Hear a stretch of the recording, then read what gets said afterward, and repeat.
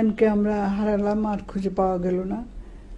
2-3 দিন পরেই একটা টেলিফোন আসলো যে কয়েকটা লাশ পাওয়া গেছে, আপনারা কি দেখতে আসবেন? বাস্তবতা হলো মুক্তিযুদ্ধের শুরু হওয়ার পর জহির রায়হান আগরতলা হয়ে কলকাতায় পৌঁছান। পাকিস্তানের গণহত্যা বিশ্ববাসীর কাছে তুলে ধরার জন্য স্টপ জেনোসাইড নামের একটি প্রামাণ্যচিত্র তৈরির উদ্যোগ নেন। সেই সময় কলকাতায় শরণার্থী শিবিরে স্বাধীনতাকামী বাংলাদেশিদের দুর্দশার চিত্র এবং আওয়ামী লীগের অনেক নেতার আরামায়েশ এবং অপকর্মের চিত্র ধারণ করেন।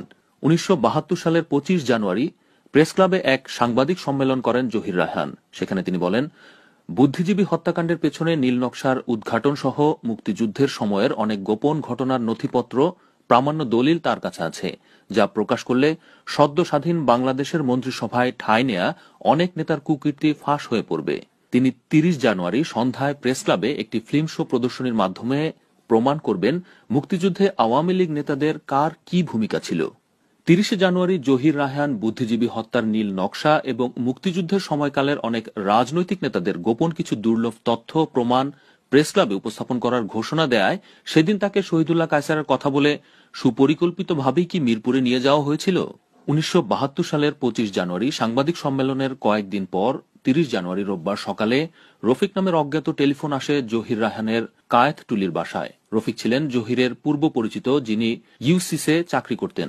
জহির রায়হান হত্যাকাণ্ডের মাস দেড়েক পর জহির রায়হানের বোন নাফিসা কবির, শহীদুল্লাহ কায়সারের স্ত্রী পান্না কায়সার, জহির রায়হানের দ্বিতীয় স্ত্রী সুচন্দা সহ 1971 সালে নিহত বুদ্ধিজীবীদের পরিবারের অনেকে শেখ মুজিবুর রহমানের সাথে দেখা করতে গেলে শেখ মুজিবুর রহমানের সঙ্গে নাফিসা কবিরের উত্তপ্ত বাক্য বিনিময় হয়।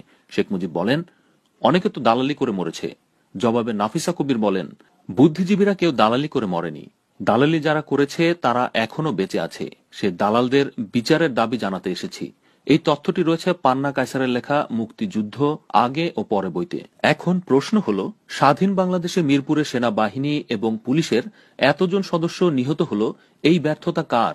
জহির রায়হানের লাশটি পর্যন্ত উদ্ধারের চেষ্টা করা হয়নি কেন?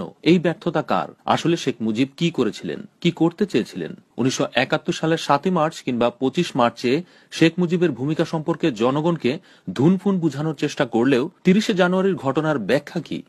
এর জন্য কি কোনো তদন্ত হয়েছিল? জহির রায়হান হত্যাকাণ্ডের কোনো তদন্ত হয়েছিল কি? কেন হয়নি? অনেকেই মনে করেন জহির রায়হান হত্যাকাণ্ডের তদন্ত হলে সব ক্ষেত্রেই একজন ক্ষমতালোভী শেখ মুজিবের ব্যর্থতা যেমন প্রকট হয়ে উঠবে, তেমনি মুক্তিযুদ্ধের সময় কলকাতায় আওয়ামী লীগের অনেক নেতার অপকর্ম প্রকাশ হয়ে পড়বে।